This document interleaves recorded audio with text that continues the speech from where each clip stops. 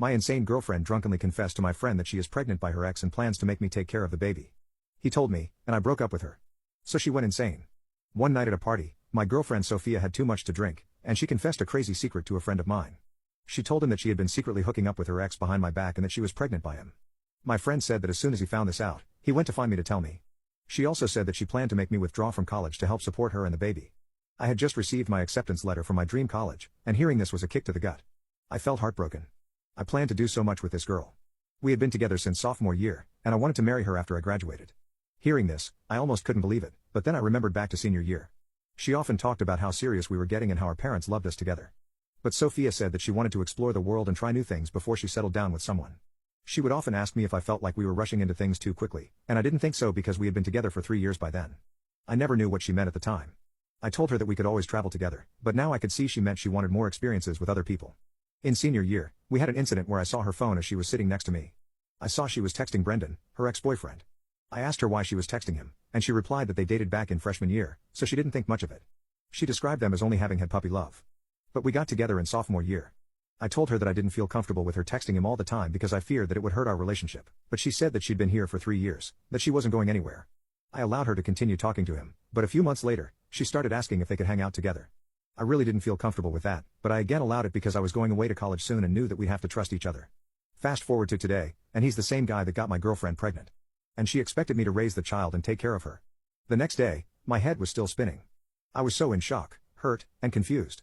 I knew I had to confront Sophia. I couldn't just let this slide. I went to her parents' house. My heart was pounding in my chest when she opened the door.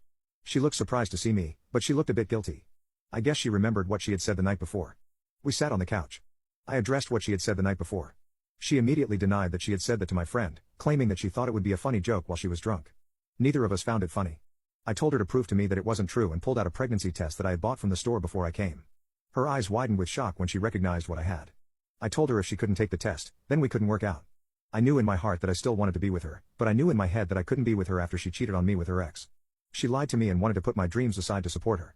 She tried to deny it and flip it on me. She asked me if I didn't trust her, and if I didn't, then we shouldn't be together. I told her that I was leaving and we were done. She grabbed my arm to make me stay and confessed.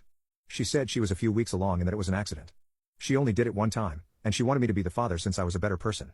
She broke down into sobs and kept saying that she loved me and not him. She kept saying that it was just a mistake. I knew the answer before I came, but my heart was still broken to hear it come out of her mouth. I really believed that we had something that would last. Something real.